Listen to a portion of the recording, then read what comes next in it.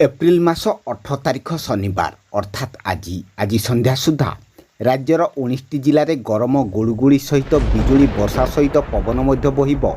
तेणुक yellow warning जारी कला पाणीपाग विभाग। तेबे राज्यर जो 19टी जिलागुड़िक येलो वार्निंग जारी करा जायछि, उक्त जिलागुड़िक प्रबल वर्षा सहित बिजुली घड़घड़ी सहित पवन बहिब घंटा प्रति 40 ରୁ 50 किलोमीटर पर्यंत। आउ एहा सहित दिन में गरम गुड़गुड़ी सतर्क करिछि पाणीपाग विभाग। तेबे केउ 19टी जिले में प्रबल वर्षा हेबो, आउ केउ 11टी जिले में पाग सुखिला रहिबो, अर्थात प्रबल खरा हेबार संभावना रही बोली पाणीपाग विभाग कहिछि। से सबुर संपूर्ण खबरटी जानिबा पई भिडियोटी को शेष पर्यंत निश्चित देखंतु। आउ जदि ता पूर्वरु आम ओजीएन उड़िया चैनलटी को एपर्यंत सब्सक्राइब करनथिले एबे ही सब्सक्राइब कर दियंतु। आउ पाखर थिबा बेल आइकनटी को दबाई दियंतु।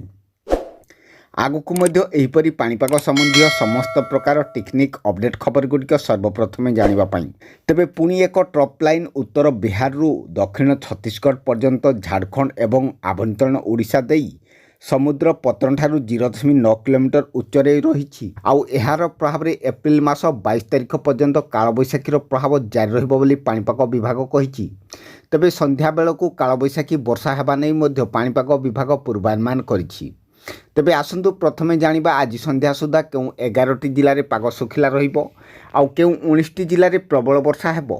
तेबे आसंतु प्रथमे जानिनेबा केउ 11टी जिले में पाग सुखिला रहिबो।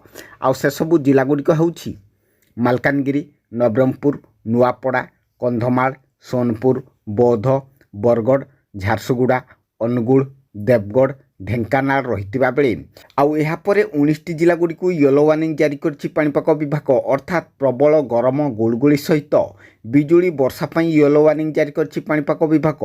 आउ उक्त जिला गुड़िक हेउछि कोरापुट, रायगढ़, गजपति, गंजाम, नयागढ़, खोर्धा, पुरी, कटक, जगतसिंहपुर, केन्द्रापड़ा, जाजपुर, भद्रक, केन्दुझर, मयूरभंज, बालेश्वर, सुंदरगढ़, सम्बलपुर, बलांगीर, कलाहांडी रहितिबा बेले आपण माने केउ जिल्लारू देखुचंती आउ आपणक जिल्लारे पाग किपरि रहिछि कमेंट करंतु।